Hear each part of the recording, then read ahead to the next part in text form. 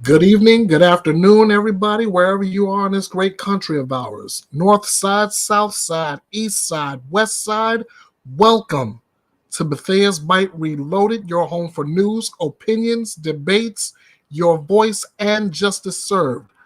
I'm Ernest Bethea, the Last Outlaw. So good to have you, everybody, in the house today.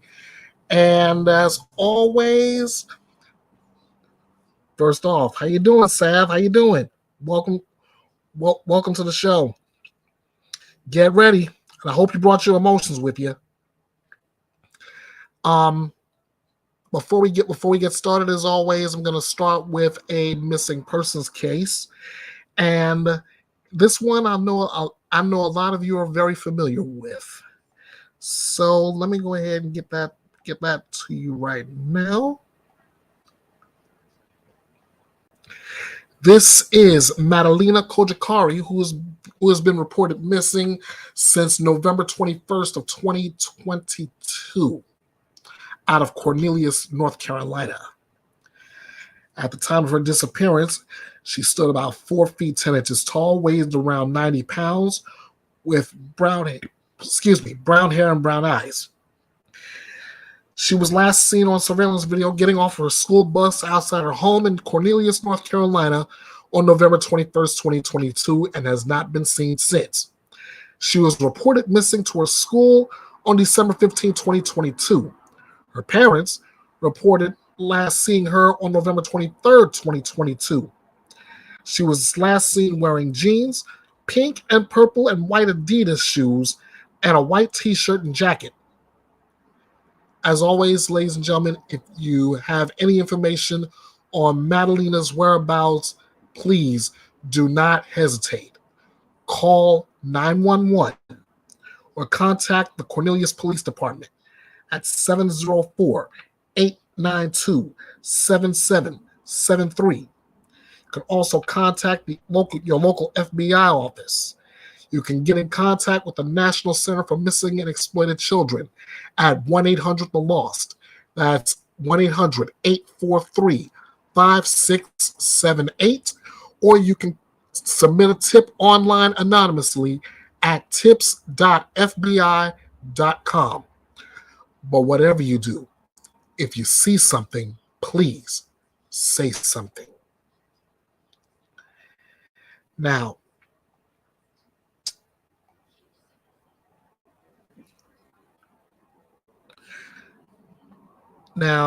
I wanted to when I said this, I said, please bring your emotions with you for today, and for good reason. I spent a bulk of last night in the chat during allegedly with Brittany J's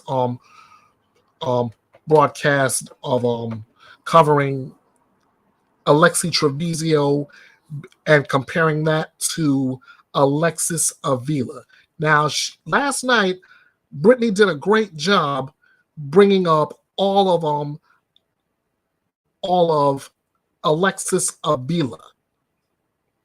Now, to say lightning couldn't strike twice in the same area would be a shocker to me, because this one happened. It happened same state, same set of circumstances. The only differences were one occurred at a hospital and the baby died. Again, this is another reason why I said to bring your emotions with you. So I've got a ton to bring forward today. And if I didn't, I hope I didn't. Because, oh no.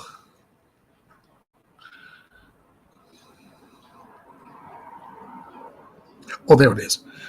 I'm overlooking it. Okay.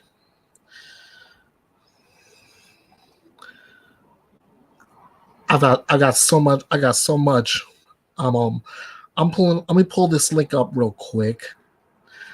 Like just to give you a nice little summary of everything allegedly with Brittany J was talking about on yesterday.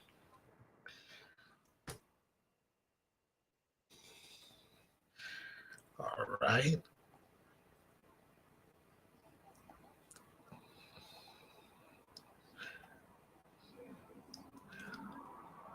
Okay, what you're looking at right here is the CBS News article on the 19-year-old Alexis Avila being sentenced to prison for tossing her newborn baby in a trash dumpster. It says that a New Mexico teenage mother was sentenced to a mandatory 18 years in prison for tossing her newborn baby son into a trash dumpster behind a shopping center. But a state district judge cited mental health concerns and the defendant's age in suspending 2 years of the punishment. Jurors convicted 19-year-old Alexis Avila of child abuse involving great bodily harm following a days-long trial last month in which her public defender argued her actions were not premeditated and that a previously undiagnosed mental health disorder played a role. There's something I can actually disagree with, guys.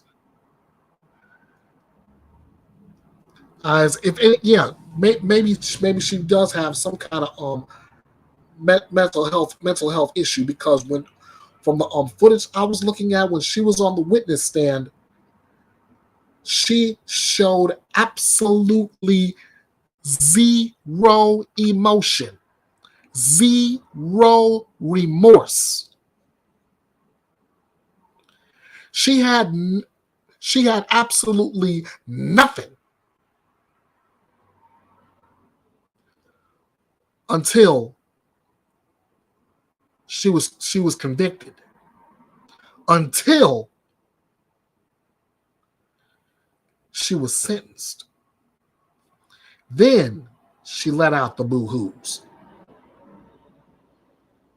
But it wasn't for her baby son. Those tears wasn't for her baby son. All that boo-hoo she was doing wasn't for her son. It was for her.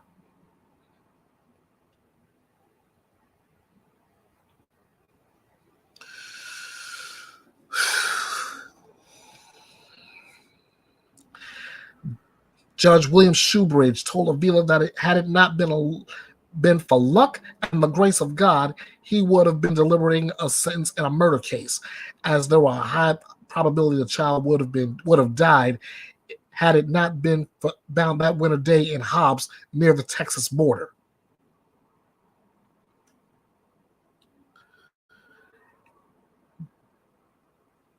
This is the shot of Alexis Avila coming out from here. It looks like she's about to come out the car to dump the baby here in this garbage bin,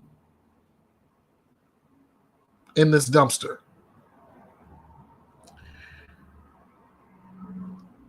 Avila told the judge she wants to learn how to deal with stress and anxiety, and says she regrets missing out on her son's first milestones.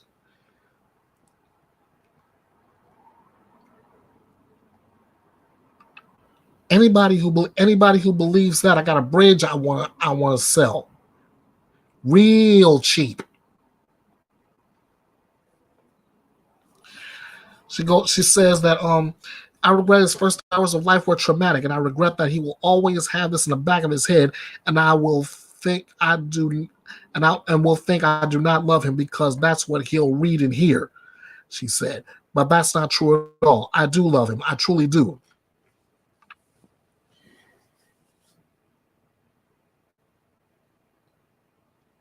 Is she serious? Is she serious? If you love your child, you're not going to throw him a newborn in a dumpster.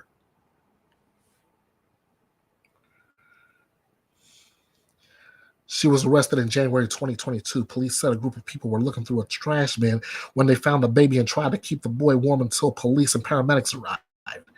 Investigators used surveillance video to identify a car suspected of being involved, which led them to Avila. The public defender, whose name I'm not going to try to pronounce, disputed that Avila made a premeditated attempt to kill her baby. She said while Avila's actions were wrong, they were the result of her bipolar disorder and that she was disassociated and detached from her feelings. Now Alexis will be about 34 years old when she gets out of prison, she said in a statement after the sentencing. We're trying to work with the prison to make sure she has access to therapy and education while incarcerated so that when she gets out, she can have a meaningful life. CBS affiliate KRQE reported that Jack Hancock, a licensed clinical social worker who has worked with Avila, vouched for her persistent mental health issues during the trial. They also called Avila's mother to the stand, who said this is not an action she would have taken if she would have been in her right state of mind. The case spurred new conversations in New Mexico and among legislators about the state's safe haven law, which allows parents to leave a baby younger than 90 days at a safe location without criminal consequences. Such laws began to pass in state legislatures in the early 2000s in response to reports of baby killings and abandonments. Now, this is why Sav has been at me during that live stream. Sav, who is currently in the chat right now, have been at me to pull up some information on infanticides or infant homicides. In fact, she mentions that she's found a great video on infanticide that goes all the way back to 1930 in Ireland. Sav, do me a favor and drop that link for me, and I will share this as well. In the meantime, New Mexico lawmakers in 2022 approved the bill to expand the state safe haven program and provide funds to build one baby box for every county where an infant can be left. Boxes have been installed in several other states. Florida is the latest to consider legislation that will allow for the boxes. And ladies and gentlemen, this is Alexis Avila. This is the girl whom, in comparison to the case I'm bringing you back to today, put me at the boiling point last night. And now that I'm going over the sentencing again, it's got me at the boiling point, and in my opinion, I'm in the right state of mind to be at the boiling point because, like I said, lightning can strike twice in the same area.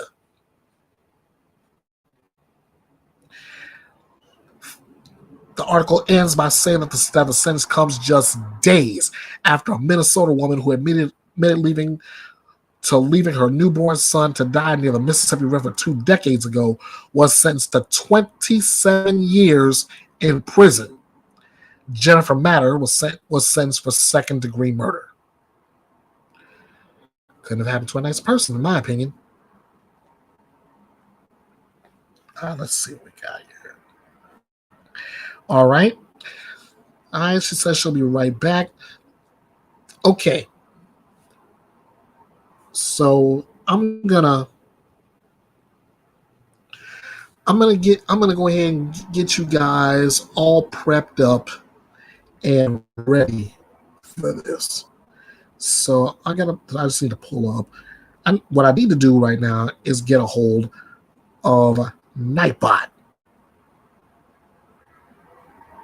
Oh, Nightbot. All right, let's go ahead and give them the old trigger warning.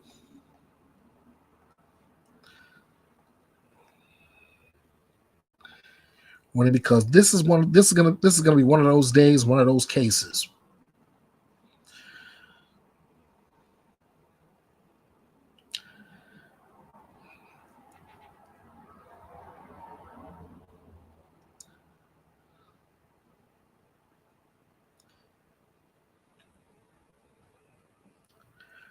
All right, here you go. Following story you're about to see in the images that accompany it may be triggering to your mental health. Viewer discretion is strongly advised.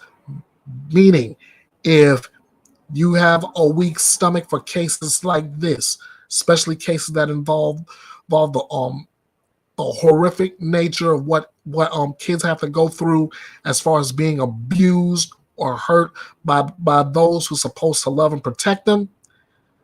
If this is if this is too much for you, step away now. All right, I've said it. Let's get to it.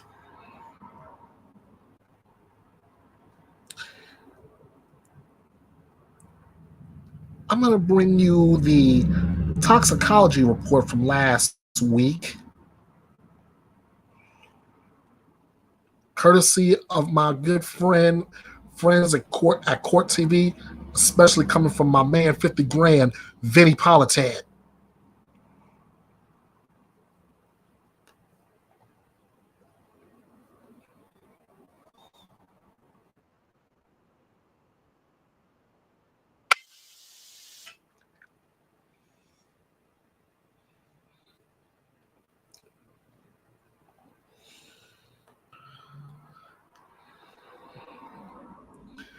All right. Okay, before I even start playing this, I want to get you hooked up for this because I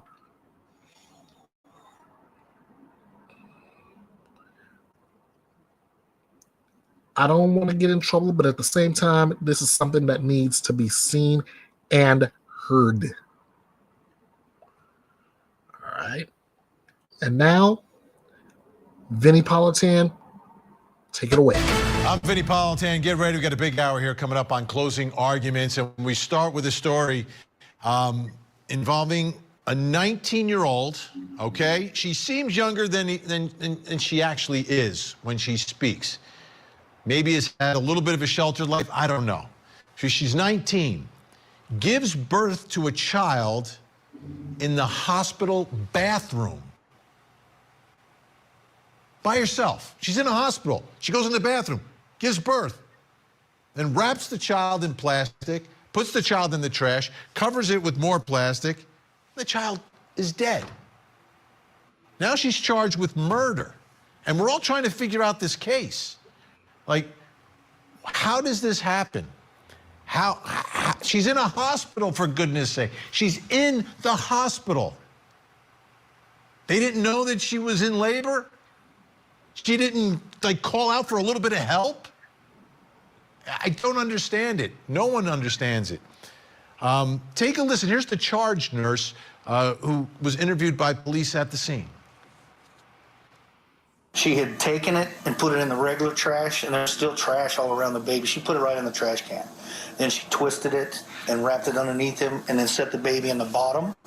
Then she put paper towels on top and then 2 wadded up trash cans or liners that were clean on top of that. And then she placed a brand new clean liner in the trash can like it was ready to take trash. That's what I found.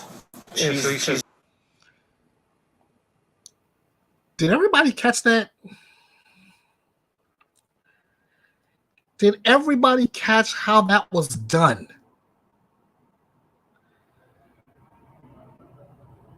And you're wondering why, if you're wondering why she's charged with murder, there's reason number one. Look how she tried to cover the whole thing up. She gives birth to the baby in the bathroom, wraps it up in trash can liners, sets the baby on the bottom, paper towels on top of that, then a couple more trash bags on top of that, and then to cap it off, puts one last trash can liner in the can.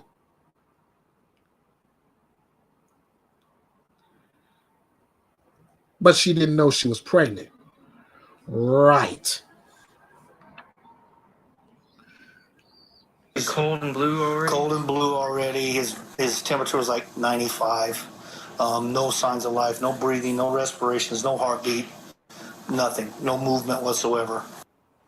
So her name's ALEXEE TREVIZO. Now, we spoke with her attorney, and long conversation with him, and it seems they believe that the hospital is responsible here for what happened. It's not a murder case. It's the hospital who perhaps, according to the defense, they may go this way, caused the death of this child.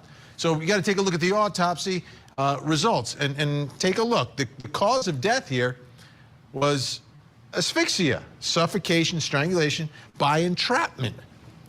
Manner of death, homicide. How the injury occurred.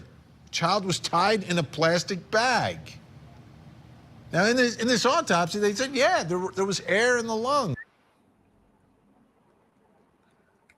Keep your eye on this. Asphyxia, suffocation or strangulation, the cause of death. How was the injury occurred? Tied in a plastic bag. Basically, the cause of death, asphyxia by entrapment.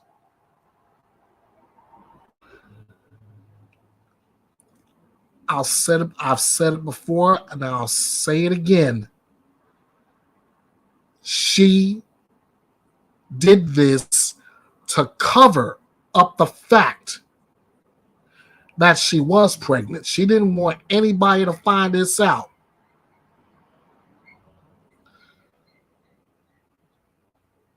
But here we are. The baby took breaths. So how is it not murder? Well, tonight we're going to take a look at the toxicology report.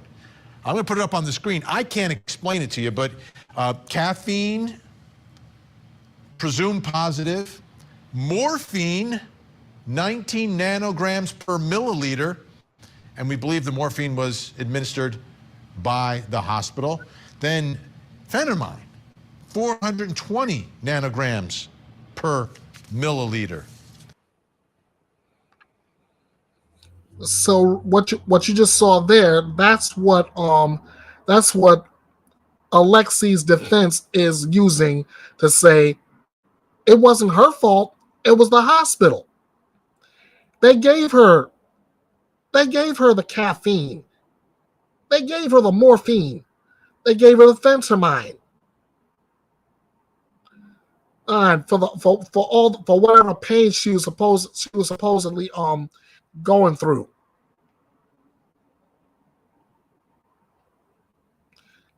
What does this mean? What does this mean? I need an expert. Let's bring in our guest to help analyze these results. Joining us in Barrington, Rhode Island, board-certified forensic pathologist, Dr. Priya Banerjee. Doctor, thank you so much for joining us tonight. I'm trying to understand the toxicology tonight. This is brand new for us.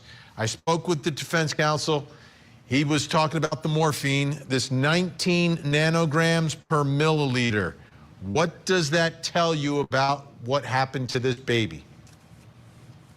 Yeah, so I mean, it's a complex picture. You know, we have to take sort of forest and trees, and we're looking, the toxicology is part of the puzzle. Now, I think you're correct that the morphine was given in the setting of her back pain. That was her chief complaint. Now, that's still a therapeutic level. You know, what goes into the mom goes into the baby, right? So that's how we know that the baby even got it. So is that, you say a therapeutic level, could that cause problems for the child?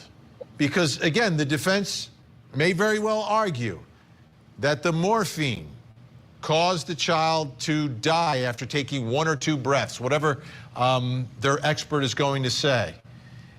Right, I mean, these are very complex cases, and I haven't even reviewed like the autopsy itself. With that caveat though, could it have impacted a newborn's breathing? Potentially, but you have to remember that, you know, like after a C-section, I received other opioids, right, for pain, and that breast milk was still getting into the baby. So I don't think they would have given her anything to harm the baby. Now, could it have impeded breathing? Potentially, but you can't ignore that the baby was very, very carefully disposed of, right? I think her reaction and the disposal of the baby is the most horrifying part of this. Oh, absolutely. Absolutely. And not calling out for help and not saying anything. That's a right. big part of this. Baby, I think, then she should have brought it out to the nurses, etc. But, that's where we get into the nuances of the case. Did the baby cry? Did it not? I do want to put out there, though, that the baby got CPR, I think, if I'm not mistaken. That's a very critical element to clarify, because that can artificially inflate the lungs or get air in the stomach. So you don't want to overcall that, and we know she's already at the hospital. They're going to try to resuscitate a baby, not just assume it's dead. So I just want to put these little caveats out there. These are not straightforward cases at all. No, and I expect a huge battle of the experts if and when this goes to trial. Absolutely. I'm just trying to get a little more perspective here. Now, is it phentermine? I don't. Yeah, it's phentermine. Phentermine, 420 nanograms per milliliter. Is that a lot? Should someone who's pregnant be taking that? Can that impact the child as well? I mean, anything the mom takes impacts the child. You have to remember that. Now, this is normally a diet drug. If you recall back in the day, fen, that sort of combination that's no longer used for other medical complications, that it was part of that combination. So, why is she on a diet drug while she's pregnant? It's probably to conceal the pregnancy.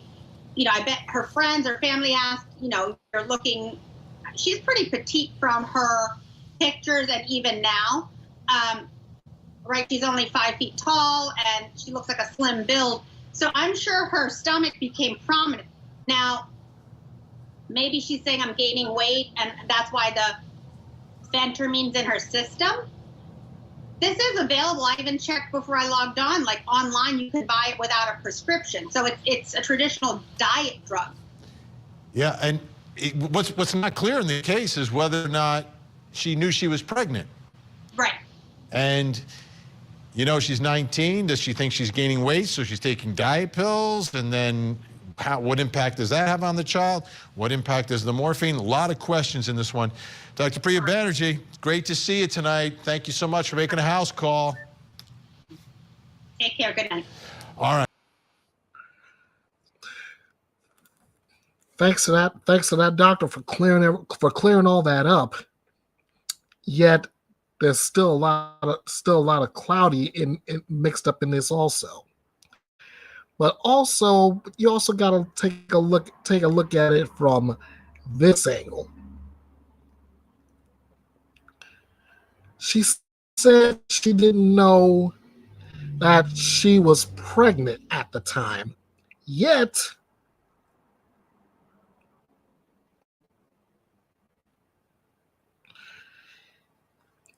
believe it or not, I have a couple pictures that'll say different. Guys, just give me just a moment to get that set up here. And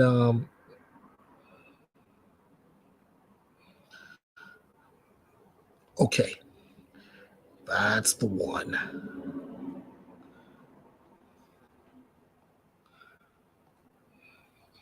All right. Now, anybody looking at this picture, this is ALEXEE cheerleading. Now, come on. Anybody that was born at night, not last night, can tell she's pregnant in this shot. Or this one. This was taken from a YouTube post.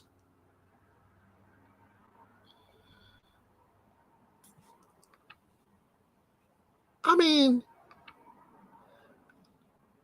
come on. How could she not know? How can she not know?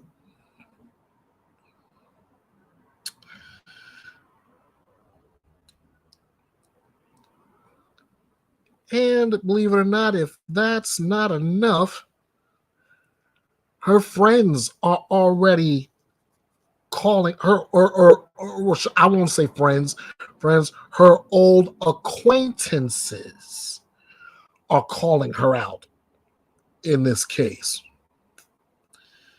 I've got an article from the Daily Mail, and let's just say this. It speaks volumes as to the type of person that ALEXEE TREVIZO is, in my opinion. I believe in theirs too. All right, just from the title alone, one friend called her a master manipulator. Said she knew she was pregnant and had even picked out the name Alex for her baby boy, but she hid it from everyone and blamed weight gain on a birth control pill.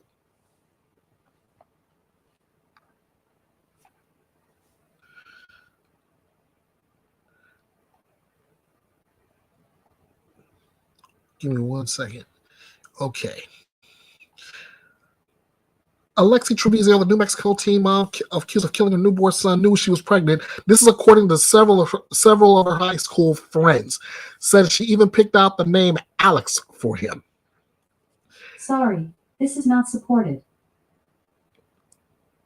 I said ALEXEE, and my Alexa went off. Go figure.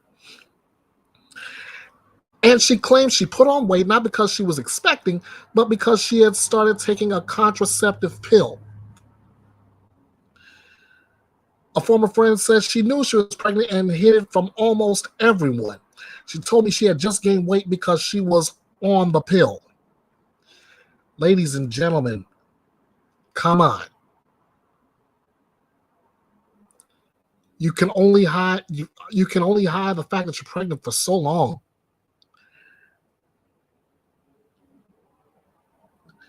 The article goes on to say that she's currently on $100,000 bail after the judge allowed her to return to school to graduate. She's been charged with first-degree murder and tampering with evidence for putting her newborn son's body in a trash can beneath a plastic bag in a bathroom at Artesia General Hospital on January 27th.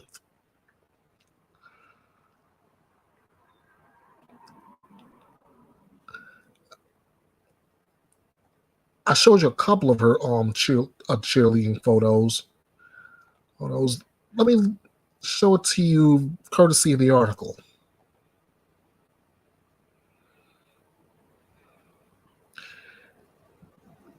This is before her pregnancy. This is her. This is her. I believe after. No, I take that back. Because according to the caption, this is her before she was pregnant. On the right hand side of your screen, this is like 3 weeks before she gave birth. Okay.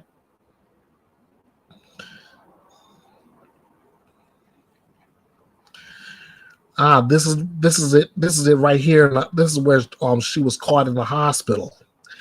Hang on, guys. This is too good. Too good not to miss. This is the moment she was in the hospital. She was in the hospital, and she got the news that she had that the baby had died, and mom here, she looks like she's shocked. I say looks like she's shocked, or she could be putting it on a stellar acting job. You be the judge.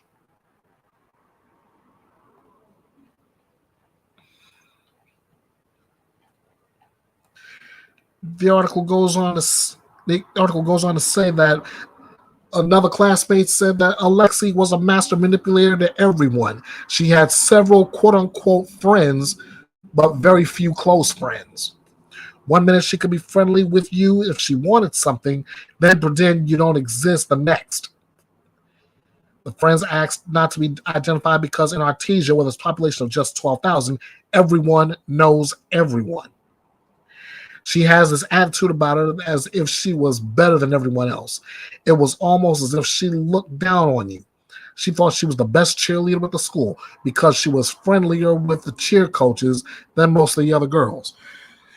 Sounds like she has one of those attitudes. You know what I mean? Meaning that she could get away with just about anything just because A, she's on the cheerleading squad, B, she claims to be friendlier to everybody else than what she actually is. She spent most of her time with Devin Fierro, her boyfriend of 3 years, who was also a senior at Artesia High School. The friends say talk about her pregnancy started swirling in November of last year when she would have been around 7 months pregnant, but she denied it to everyone who had asked. A cheerleading coach even asked her if she was expecting, and ALEXEE again blamed her weight gain on taking birth control pills. Friends said that Trevizo never confirmed to them that she was pregnant, even though rumors were rampant around high school. We didn't get into her business. The last thing you want to ask someone who looks like they've gained weight is if they're pregnant. But reflecting back, those friends say all last year ALEXEE wore baggy type clothing, where in previous years she hadn't.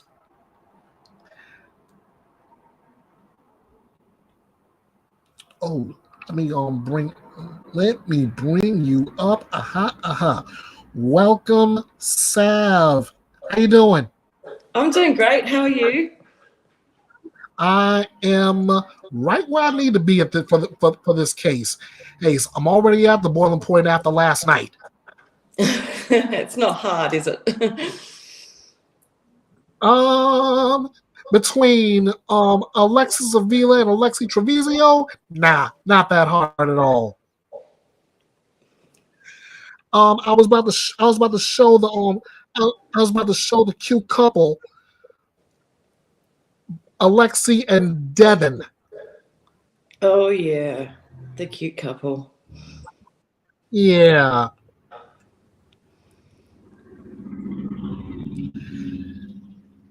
And we found, we already know what we already know is that he is the father of that little boy. Well, but then again, like I said anybody who didn't know that was living in a wrong. My opinion. Oh, here's another good pic to look at. This is the two of them at prom.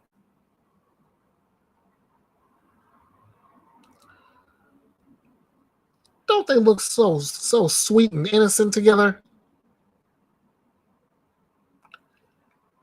And yes, I'm being extremely sarcastic. What gets me is, like, in a small community of only 12,500 people, which is not a lot of people, how they would want to show their faces. Yeah, but the thing is, like the article said, in a community of about 12,000 people, everybody knows everybody who knows everybody. And everybody knows everybody's business. That's the whole point, which is why they wanted to remain anonymous with this article, which, by the way, I want to send a shout out to dailymail.com because that's where this article had come from.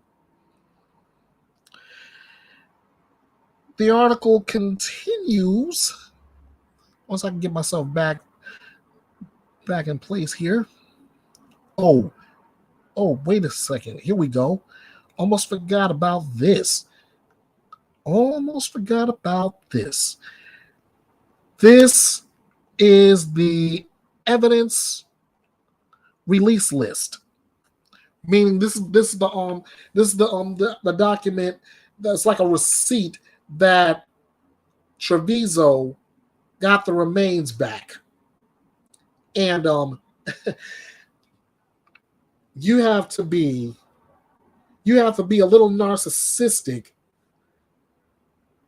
to name your dead child after you. In this case, she decided to name, as I've mentioned twice over, she decided to name the baby Alex. Yeah. She decided to name the baby Alex.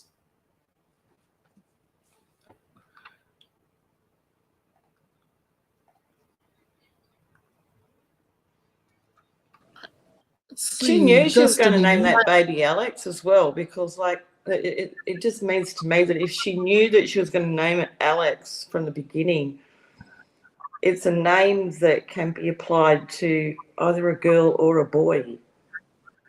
Yeah, yeah.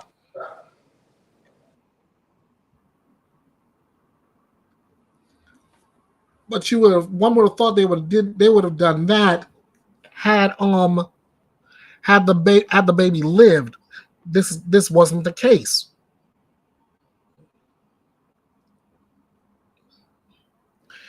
Police evidence records listed the decedent's name as Alex Fierro. So, man, she had plans, didn't she? Not only to have the baby, not only to have the baby, but she was planning on at least in her mind, I'm assuming, she planned on being with Devin for a long time. Anyway, the article continues saying that when Trevizo's weight gain really became noticeable in mid-December, without any prodding from her friends, she told them that she has realized she has gained weight and needed to go on a diet to get back on track. According to police reports, her newborn baby later died from entrapment. Now, originally, I'm thinking back to a different form of entrapment, which brings me to my favorite line from a movie of the same name by Sean Connery. He said, "No, entrapment is what they do to thieves." But then I looked at this, and I see the definition. When an individual is in an airtight container or relatively airtight container, in this case, a tied plastic bag, consumes all the available oxygen until there is no longer enough oxygen to sustain life.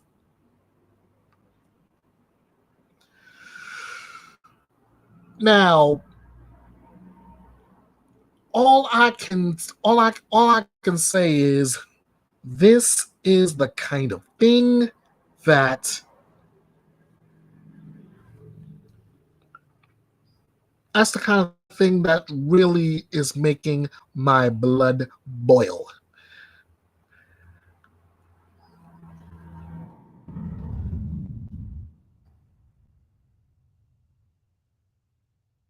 Let me hear what you got to say about it, Sav. Well, I think yesterday there was a lady in Brittany J's chat, and she was saying that her husband is an adoption lawyer. And there are that many women out there who, for whatever reason, are just unable to bear their own child. IVF programs are costly and sometimes they don't work. And there are that many people that would be so grateful to adopt, a newborn, because most of them want newborns. They don't usually want to take on a child that is a bit older. There are cases where they do. But there are that many women out there that can't get an adoption. It's ridiculous. So when you've got, something like 20% of teen pregnancies like this in the United States, and I'm not sure what year that came from. I think it was a few years ago now. And then 95% of those are born outside of a hospital in adverse environments like bathrooms, etc. That there's plenty of people out there that would say, hey, if you don't want the child, give it up. We'll take it. That's normally my thing. I quote Michael Jackson a lot when he says it. If you can't feed the baby, don't have a baby. And don't think maybe if you can't feed the baby. That goes right in line with that same thing. If you can't take care of the baby, give it up to someone who not only can, but will.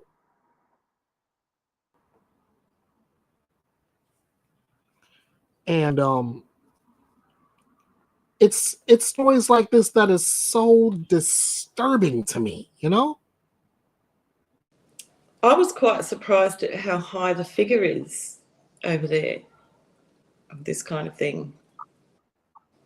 Oh, you're talking about the amount of infant homicides within the context of, say, right here in the United States? Yeah.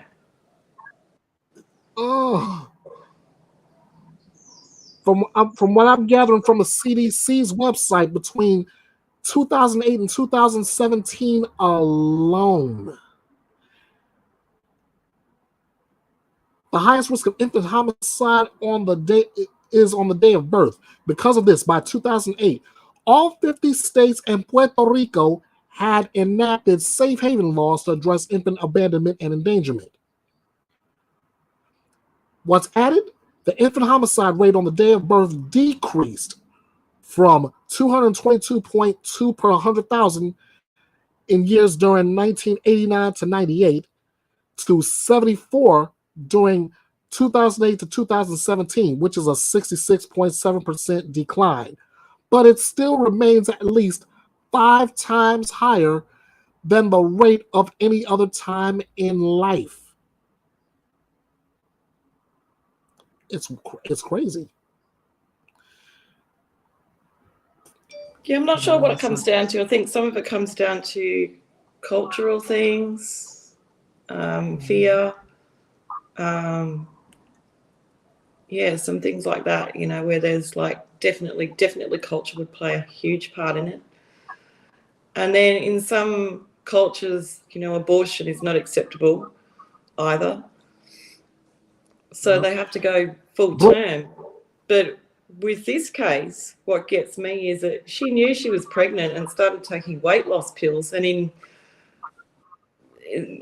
a normal 7-pound baby is around 2 odd kilos. So her baby was actually quite underweight when you think about it. It was only 5 pounds. So you're right. And it's also probably contributed to the fact that it does have a heart defect. So she's not actually given, from the time that she started taking weight loss drugs, she's not actually given her child any sort of chance for reasonable survival, and like any other normal child that would be born that where the parent, you know, has not taken anything at all. Absolutely. Brooke Richmond has commented. She said it that everyone says they can't wait to turn 18 but don't want the consequences. That was a live baby. She knew right from wrong. She deserves every charge, and I couldn't agree more. Well, thanks for that comment, Brooke. I couldn't agree any more than that. How do you not? Then on top of it, like I said, she was hiding the fact that she was pregnant. How, saying that she didn't know? I was born at night, not last night. How can you not know? Let me bring this table up what we were talking about just a second ago, Sam. This is a percentage of infant homicides by age at death here in the United States between 2008 and 2017. Look at this. The percentage is almost 4% at 1 week. But it's almost about 1.5% at 52 weeks. Then look at this by state and area. I'm gonna go ahead and hit where she hit up where she was, and I'm gonna hit where I live at in New Mexico. The safe haven age limit is 90 days. there's a 22%, 22 homicides, which is 0.8% at a rate of 8.6 out of 100,000. That's in New Mexico. Covering Arkansas, Connecticut, Idaho, Illinois, Indiana, Kentucky, Louisiana. Hold on. What else we got up here? I think it's really good that New Mexico has a 90-day. I'm with you on that one. Brooke Richmond again. I really want to invite her up because I love the way I love her takes on this. She says her mama should be charged with accessory too. You can't tell me she didn't know. I totally agree. She's trying. She acts like she didn't know, but from the picture we have of ALEXEE in the hospital and Mama Rosa's reaction. Come on, you gotta have a better acting coach than that. I think when you're a mother and you've had a child yourself, you know what a pregnancy is. You would have to know that it's not weight gain. She would have to be blind Freddie or something stupid in their head not to realise that her kid or adult child, in this case, is not pregnant. Even her coach was asking her if she was pregnant. Yes, she was. And she was still and she's still trying to hide that fact, saying she was she was just, it was just weight gain. She had to go on a diet. Come on, man. Just looking at photos. We were born at night, not last night. Let me That's get this so stat. true. That's a good saying, by the way. At night. That's it's one of my favorites. It's one of my favorites. Let me hit this stat real quick. Covering Arkansas, Connecticut, Idaho, Illinois, Indiana, Kentucky, Louisiana, Maine, Montana, Nebraska, Nevada, New Jersey, my birth state of New York, Ohio, my current home state of Oregon, Pennsylvania, Rhode Island, Vermont, West Virginia. Safe haven age limit 30 days.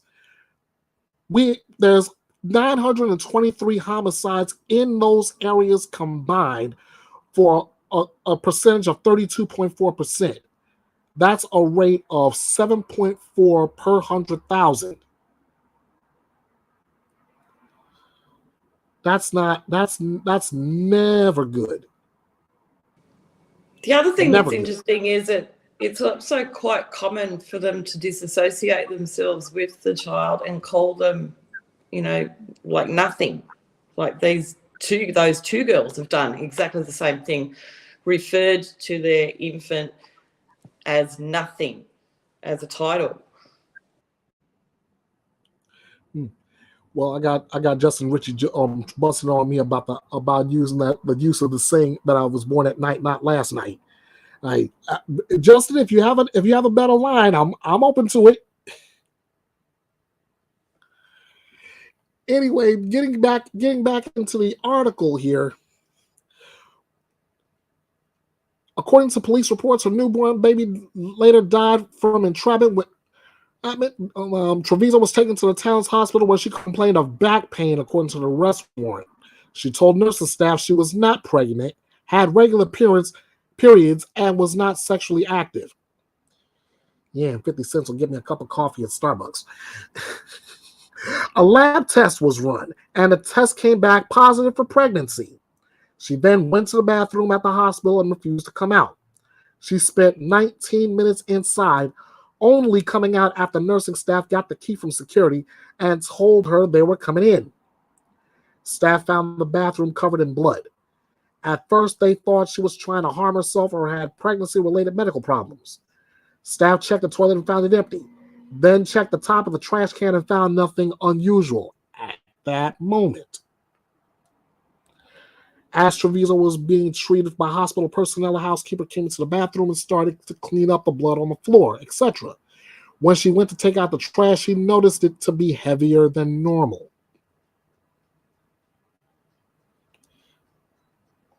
Heavier than normal.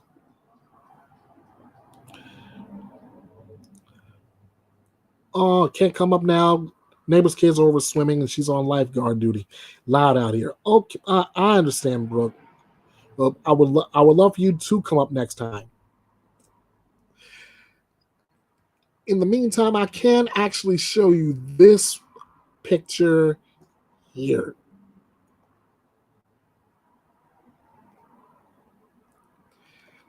This is Alexee's mugshot.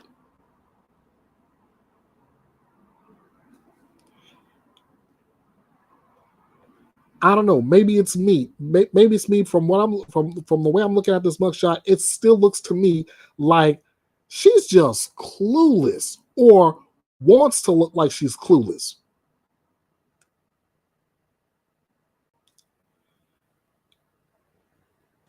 Over here, we call it the stunned mullet look. Or another reference would be like a deer with in the headlights. Yes. The old deer in the headlights look.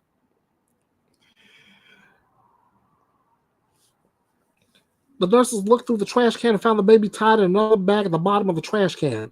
Housekeeper alerted nurses who opened the bag and found the newborn baby, who was already cold and blue with no signs of life. The doctor then announced the time of death at 2:28 a.m. on January 27, 2023. That's according to court documents.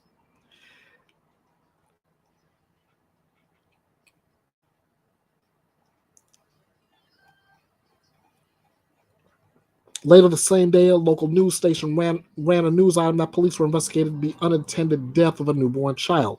When the news broke of a dead newborn, several people at Artesia High School said it was Alexee's baby. That was coming from a friend. A few weeks later, Alexee and her boyfriend Devin returned to school. There were whispers about what had happened, but no one knew anything for certain. They came back to school and acted like nothing was wrong. They didn't tell anyone why they had been away, nor did anybody ask. After returning, she never cheered again at a game. She only stood on the sidelines. The reasons the coaches gave when Alexee was away, they had learned some new routines for an upcoming chip competition, and she didn't know them. But she was able to make it to prom. In the last week of April, when her son would have been 3 months old, she slipped into a mini dress and sneakers to dance the night with Devin. I believe I showed you this pic. Yeah.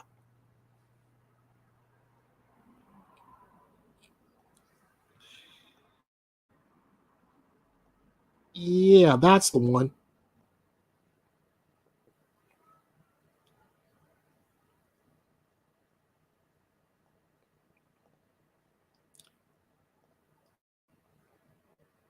Yeah, easily able to slip into a mini dress, right?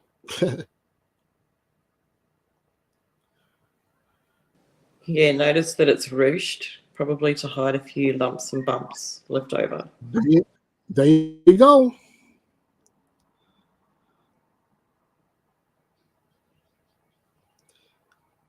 Alexee had to have heard rumors about her, Devin, and the baby, but by the way she acted, it's as if she didn't have a care in the world. At one point in an English class, we were supposed to write a poem. She wrote one titled "People Talk." It was about how people are spreading rumors about her and speculating on what has happened.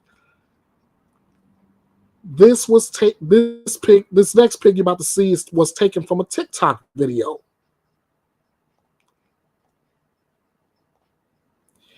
And note the caption. How can you not know? Because I don't pry in other people's business. My mom didn't know I was pregnant until I literally told her at 8 weeks.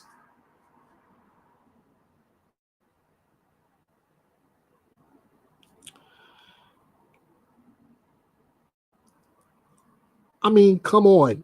There's no there. I mean, there has you can't. I mean, you can hide. You can only hide something like that, but for so long. Eventually, it's gonna come out anyway, right? Yeah, you can't hide it for too long. Nah. The article goes on to say that the affidavit. I forgot this has to be seen. In fact, let me pull this up from my pictures real quick. Okay.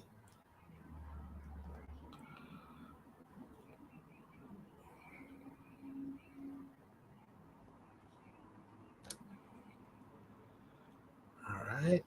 There we go. Pull this up in the window. All right, here. This is the affidavit of her arrest. I'm gonna zoom this in a little bit so we can actually see what we're looking at here.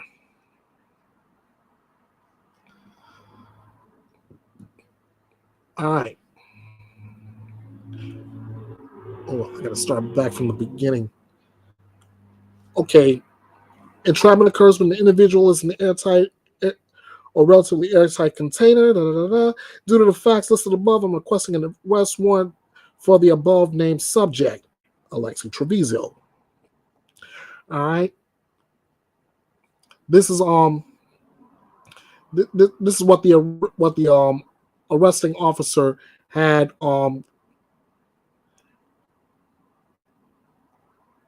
discovered.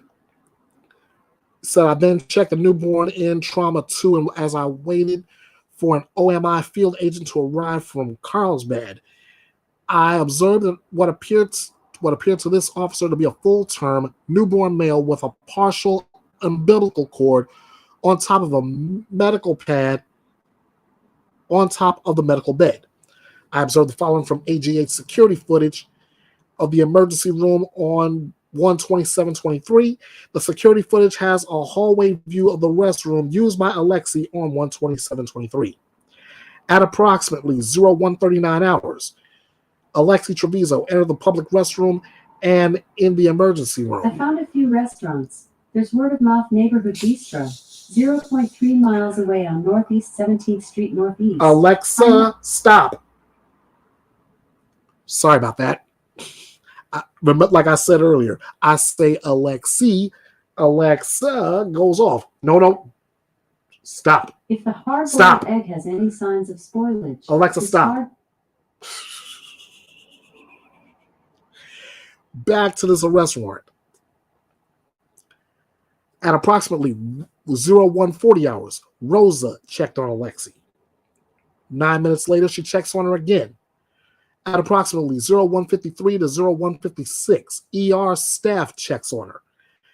At approximately 0157, ALEXEE exited the bathroom. At approximately 0208, Lila, the housekeeper, started cleaning the bathroom. 0226, Lila found the newborn and alerted other ER staff. 0228, the deceased newborn was taken to trauma 2 and pronounced.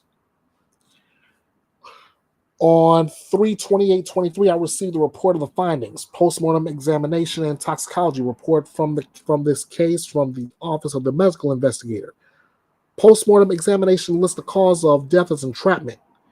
Postmortem examination lists the manner of death as homicide. Says the following excerpts were taken directly from the narrative, summary, and opinion. Baby John Doe was a newborn baby who died shortly after birth. Autopsy and postmortem computed tomography showed the infant male without any atomic abnormalities or obvious physical injuries. The lungs were aerated and there was air in the stomach and no changes of decomposition. Connections in the heart that allowed proper blood flow in the utero was still open, which is not unusual in a newborn.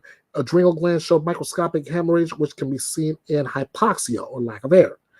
The air in the lungs and stomach and no evidence of decomposition is consistent with the baby having been born alive.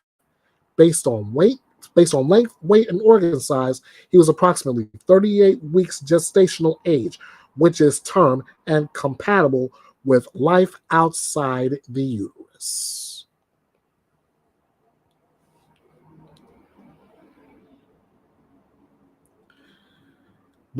Brooke Richmond says, I don't know how she didn't look at that baby and see his sweet, innocent face and rethink her actions. Brooke, the only thing I can say is I've said this numerous times in the chat during Brittany's podcast. It's all about, for her, it's all about, I don't want anyone to know. I need to cover my ass. That way, whatever goes down, it goes down. I don't care. It's all about me. I gotta cover up and save face. Period. That's my thing. Just a question. Yeah. Over here in Australia, in high schools they have education for girls and boys on these things. Is it an education program a standard thing across the board over there? It should be. It should be. But one thing they don't teach. One thing they don't teach here is common doggone sense. That's the problem. I've always said that's the problem. They taught us to use common sense. This is a podcast we wouldn't even be thinking about doing today.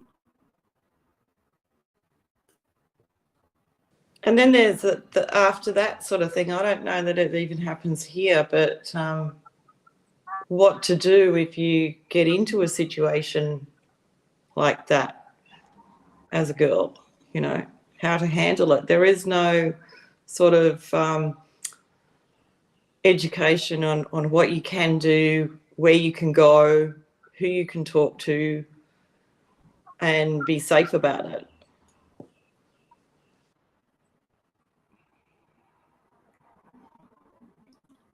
I totally agree with you, yet it still bugs me. It bugs me. I mean, the whole thing is very buggy. But if there was more education to girls about, where they can go, what they can do, it would probably bring the figures down somewhat. It's not going to totally get rid of them, but it probably would be helpful if in schools they did start, if they don't, to educate, both males and female teenagers on how they can deal with things, that there are counsellors that will keep them anonymous, or something where they feel safe, where they can go and talk and then make proper decisions for themselves, so that these sorts of things don't continue to happen. You're right. It's like you said, it's buggy. It bugs me. Anyway, the poem she written, she said it was her way of fighting back what people were saying about her. Alexie is a narcissist, that friend said. She named the baby boy, the one she is accused of killing, Alex Fierro.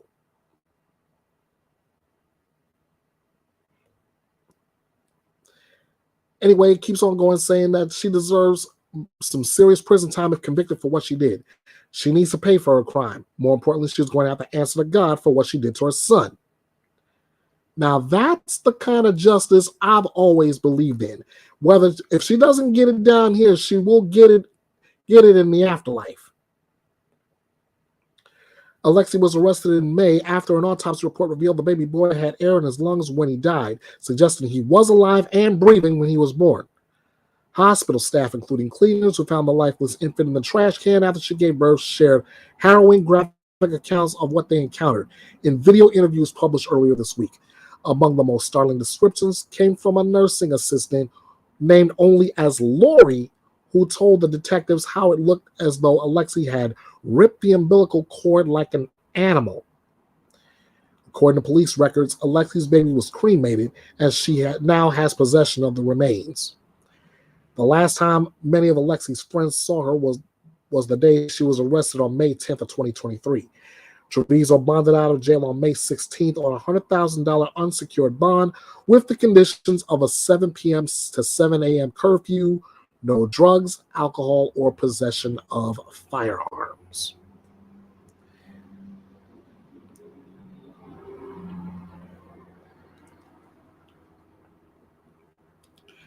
Brooke, she says that that's the problems these days. Parents don't instill morals like they should. I'm 31, but even some of my generation still only think about themselves. It seems to just be getting worse. Brooke, I couldn't agree with you more. I could not agree with you more, because if you are going to if you're going to be witness to something like this, don't you think you should get a hold of your kids, talk to them to even prevent something like this from happening in the future? Because as long as this is happening now, it's going to keep happening. And it's only going to get so much worse. I mean, in the ALEXEE TREVIZO case, the only thing she lucked out on is the fact that the baby was found alive.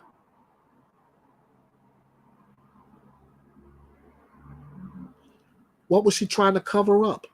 The fact that she had a baby? The fact that she was pregnant to begin with? Okay, so I'm going to wrap this baby up in plastic, take it to this dumpster near a shopping center, and dump it there. When what she could have was take the baby somewhere where somebody could actually take care of it. That would have been good. The baby would have had somebody to take care of it, and Alexis Avila would not be in prison right now. Now, let's see who we got. Oh, Booberry.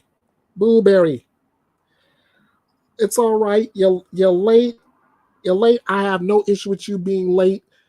I'm not even through. So if you want to come up and share your opinion on this whole subject, I'm on the other end of this. We're talking about Alexei. I've given you the link. You can copy and paste it in a new browser tab or window. You can click on it. Join me. I would love to hear from you.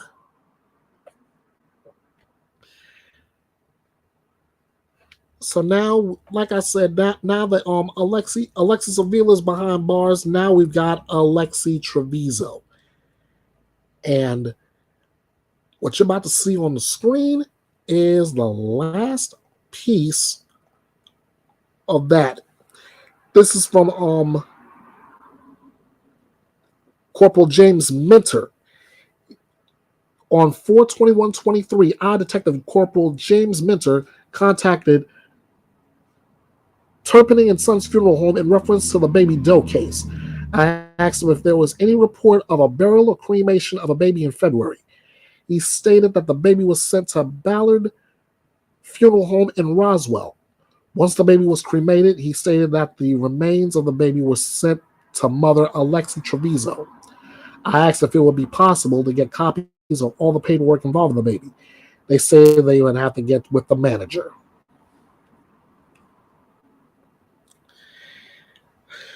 The article concludes with her saying she can't have contact with anyone who can be defined as a personal relationship. School officials allowed her to graduate high school, but she wasn't allowed to walk in the graduation ceremony. We were told by our teacher at school that after Alexei was arrested, that if we say anything about the situation, we would get suspended from school and would not be able to participate in our high school graduation ceremonies. Records indicate police attempted to speak with Alexei on January 31st, 4 days after the baby died, and again on April 26th when they approached her after she left school, but she refused to speak with them without her attorney present.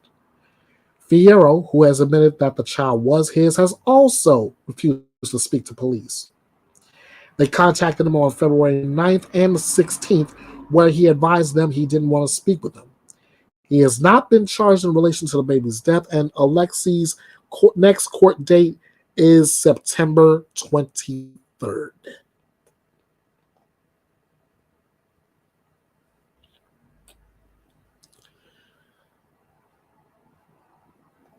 Sav, your thoughts? Do you know what is that court date pertaining to? Oh, trust me, that date is very familiar to me. Like, is it an initial hearing for her? That date? As far as the case goes, I believe that it's either an initial hearing or yeah, it's another hearing, or else it would have said something about a trial date. Yeah, because I don't think she's been arraigned yet, has she?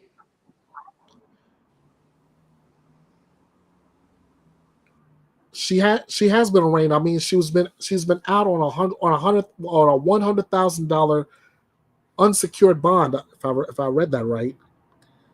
Oh, I was under the impression that she had been arrested and Excuse me. detained, etc. It was she was bonded out of jail on May 16th on a $100,000 unsecured bond with the conditions of a 7 p.m. to 7 a.m. curfew. No drugs, no alcohol, no possession of firearms. So hasn't she been barred from having contact with her family and stuff like that as well?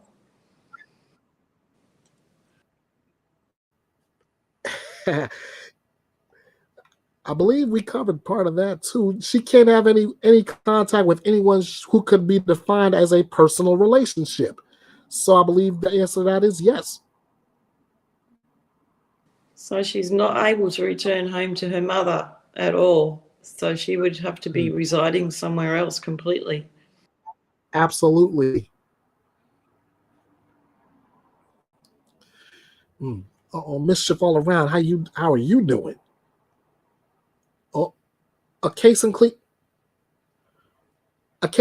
where a 16-year-old did the same to twins. I believe I read that. I barely covered it, and it's still even that's still shocking to me.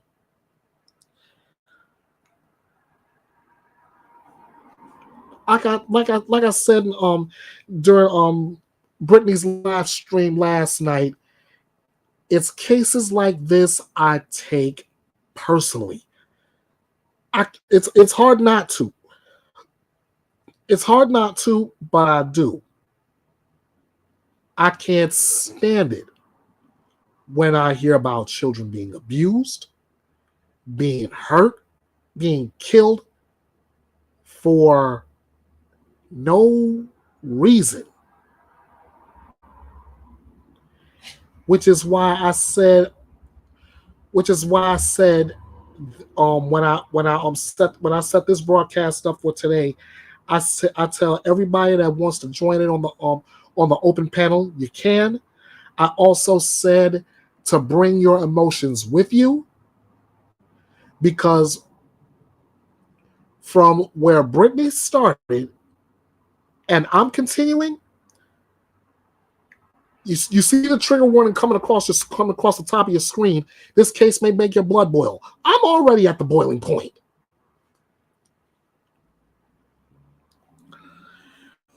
Mischief all around me says that these girls and young women nowadays have no morals at all. Oh, that's not a shock. That's not a shock. It's they don't care. We have 2 good examples of that already. 3 if you count the one you just mentioned.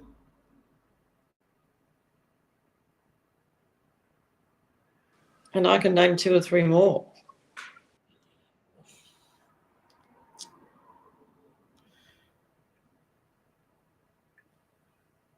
if you don't want to get, man, I don't know how many different ways I can say this without offending anybody, but I'm just gonna say the best way I know how. What's your take? Like, Trevizo says that she was on contraception. Say again? So contraception, there is a small percentage of women that contraception can be not totally 100% for and doesn't work. But to me, it sounds like she just plain out had unprotected sex. That's all there is. That's all there is to it.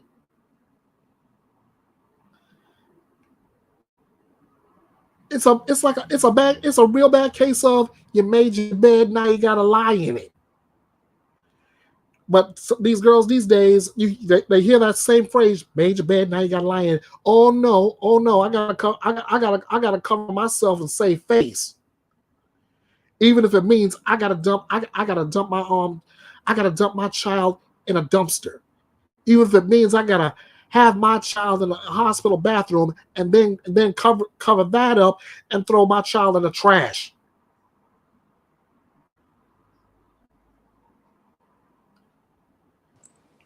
When we were watching that Avila case in the courtroom and she was sentenced, what got me was she was very shocked and kind of taken aback when they went to put the handcuffs on her.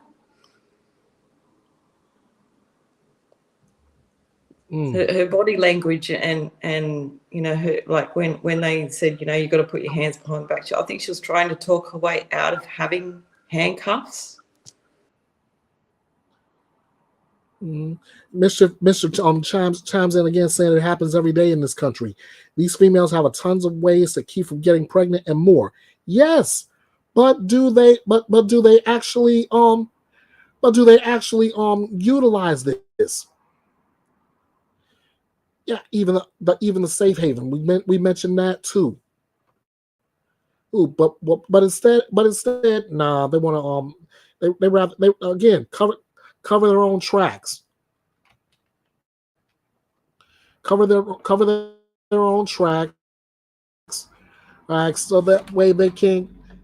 Nobody knows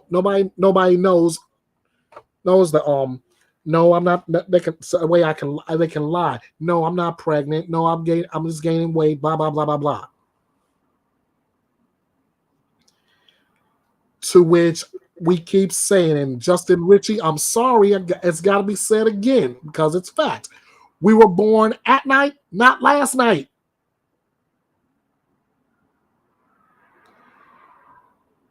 Or is it I don't think she's going to get a really good deal in court because, like, the body cam where she said, and it's on body cam, she said nothing was crying. So that clearly indicates that child was alive, breathing, crying when it was born. So she's going to have a very, very difficult job getting out of that one. One of the other YouTube. The toxicology report clearly stated that the child had air in its lungs and stomach. There's no getting out of that one. And then on top of that, the from the doctor that was talking with Vinnie Politan on that additional closing arguments, documented all three medications that she was taking at the hospital. If her defense attorney is going to use that for defense, that's not gonna fly well either. Because if the doctors are going to do anything, knowing that she's pregnant, using common sense, using that very same common sense that I was talking about earlier, they're going to do everything to protect that baby. Oh yes, I think Mischief says I think in New Mexico she will do time. Oh, that's no joke. This is a murder case. Unlike Alexa Vila, who lucked out that the fact the baby is alive. ALEXEE TREVIZO, no, don't do it, Alexa. Trevizo will not be as lucky. This child died via entrapment.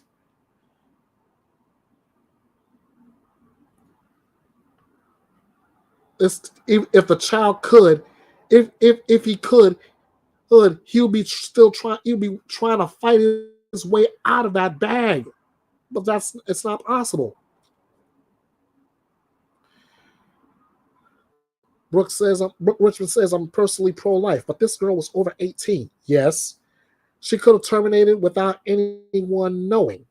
It would have been more humane than killing the baby after birth.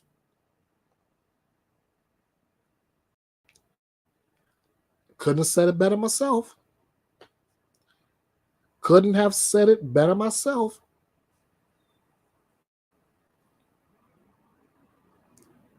Sav, you want to say anything? Say anything on that last comment?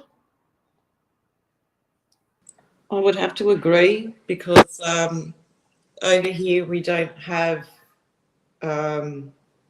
restriction on abortion laws. I believe that every woman has the right to decide whether they're able to take care of a child or not. And in that respect, if they're not going to be able to take care of the child properly, or they're not in a position financially or anything like that, that they should have the right to be able to decide because it's their body. You guys are in a different ball game to us, which is, it's kind of heart-wrenching in a way because it creates situations like this where, like, obviously in New Mexico they don't have restrictions, but in other states they do. But in New Mexico, for this case, there was no reason why she couldn't gone down that path. She couldn't investigate it to go and seek out having a termination, and it wouldn't have detrimented her. It would have been, the fact that she would have had to have lived with the rest of her life that she had an abortion, which does play on women's minds. But having an abortion and wondering what it would have been is far easier to, I would imagine, to cope with than killing your child after it's born. That is so true. That's exactly what Brooke Richmond was saying. Even if she had terminated the pregnancy, say, let's be honest. Let's generalize it. Had she terminated the pregnancy before it got to full term, without anybody else knowing, she wouldn't be in the situation she's in right now. And like Brooks said, it would have been more humane than killing the baby after birth.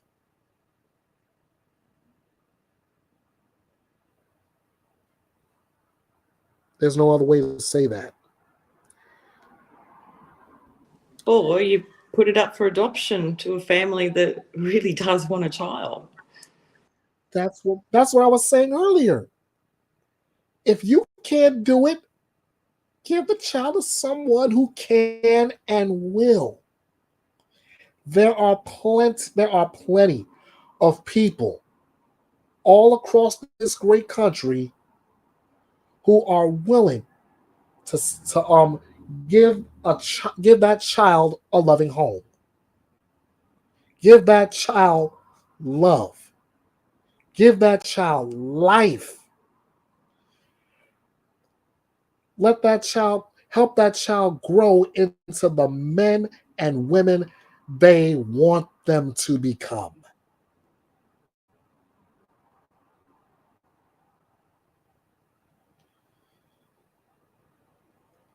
And that's That's why this kills me every time I hear cases like this.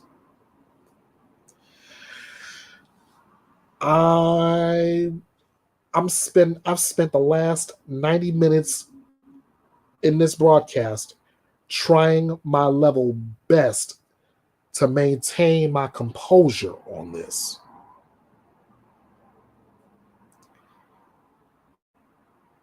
Well, you're And doing really well at that. thank you.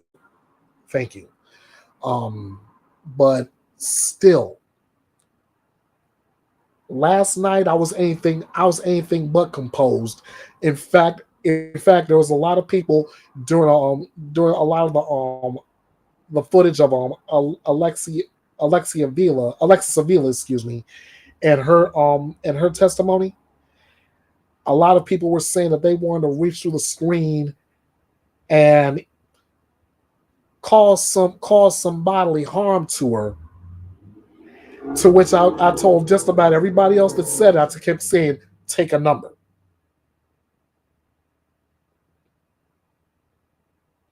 Meaning, take a number. I want the first crack.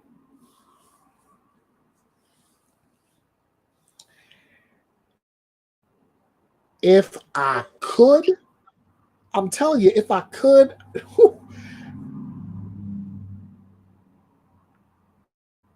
I would try to hit him with a lot of common sense, because that's what is needed. That is what's needed more than anything else.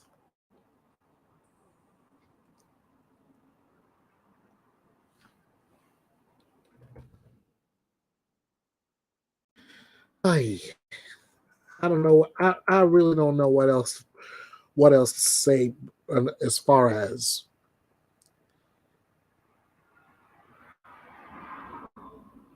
parents. I've said this many times over. Parents have but one job. It's there's a lot of parts into it, but parents have but one job. Protect your children.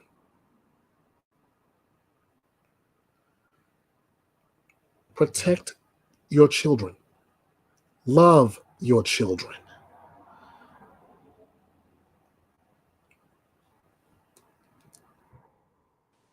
The other thing that could be done is, and I know you guys do have it over there, is like the open adoption process, so that if a person did give up their child, that they would still be able to receive photographs and letters and everything from the parents. And, that would also be helpful on the mental health side for, the birth mother, down the track as well. You're right.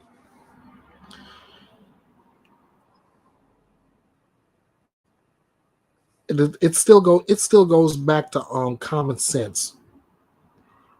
It takes time. Sure, nobody knows how to be a parent right from Jump Street. But everybody should be able to ask somebody, okay, I'm a first-time parent. I don't know how to do X, Y, and Z. Can you help me? How hard is that to say?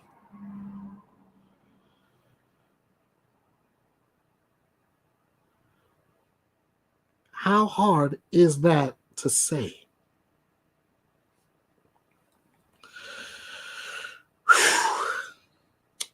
Now we got it. Now we got this case.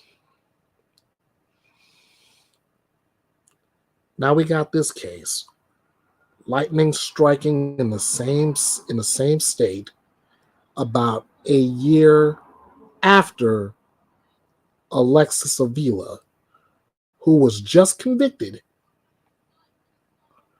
of doing the same blessed thing. Only difference is her baby. Well, he's not her baby anymore, as far as I'm concerned. But that baby is alive. ALEXEE TREVIZO does not have that kind of luck. September 11th, it'll be either a preliminary hearing, or maybe they'll have maybe they'll soon start seating jurors, and we'll probably get her trial underway. And I honestly do hope that when all the smoke is clear, she will be found guilty. And she will do nothing but hard time.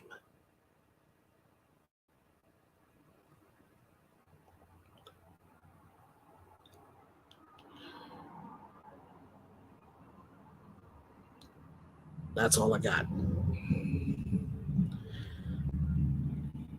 I want to thank everybody that showed up. I want to thank Sav for coming on here. Sav, you're welcome to come in and comment anytime. Thank you so much. I appreciate that. I do enjoy being part of a verbal discussion because I get so much that runs around in my head at times. And there's a significant difference between court cases in Australia and court cases in the US, because we might hear about it on the news and then everything goes silent. And then, a lot of time will go by. You might hear something, you might hear nothing. There's no access to court documents unless you're a journalist. True. There's no access to coroner's reports unless it's a very high-profile case where they release it out of public interest. And I do know that there's, quite a number of Australians that are following cases like this from here, and it's good to be able to interact with creators like yourself, where we can perhaps even put our point of view on them, from how we view it, and that, I think that's really important because, we sit here from afar. Obviously I don't live there, but we sit here from afar and we hear what your laws are. We hear about your the politics around it, with you've got your big kahunas over there in the political arena that are fighting over the subject matter of abortion. And, then you got your pros and cons, going out there and protesting either for or against it. And it just doesn't happen here, I mean, we've got a case recently where a woman was convicted of supposedly, at the time it was alleged that she did actually infanticide her 4 children, and just recently she was pardoned. Wow. That is amazing to me, just hearing that. And she spent over 15 years in jail. So you might want to look her up. It's the Catherine Folbig case. And it's Catherine with a K. And people had been fighting for ages for her to get released, apparently, because she hadn't done it. So there are cases out there where people do get convicted, and they are simply just not guilty. But, in cases like this where you guys have completely got it on body cam, where this girl says it was crying on body cam, if I was a defence lawyer, I would be so all over that like a rash. It would be ridiculous. And plus I would also be going the fact that she knew she was pregnant and taking weight loss pills, which could have an effect with the deformity, bringing on a deformity in some way with an unborn child. So that she's actually quite negligent in this. Absolutely. And I hope justice comes down with the force of a hammer when it comes down to it.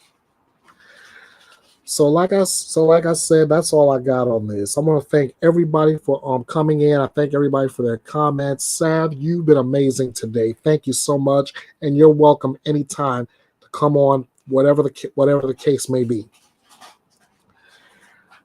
And ladies and gentlemen, I hope I see you all again soon. Boom, another case. Bring your emotions and bring your common sense with you, because that's how I'm dealing with each case. Thank you all for joining me. Thank you for if you plan on watching the replay of this, I thank you for that as well. And let's do this again sometime. Hopefully same time, same place next week. And until like, then, share, and subscribe, everybody. Yes, please, please, please. As always, I thank you all so much. I love you. Spread it around. Be good to yourself. Be kind to yourself. That way I can see you back here next time for another Bethea's Byte Reloaded. Your home for news, opinions, debates, your voice, and justice served. I'm Ernest Bethea, the Last Outlaw. Thank you so much for joining me. Until next time, as always, Byte. Hey guys, the Last Outlaw here. Thank you all so much for watching this video and subscribing to Bethea's Byte Reloaded.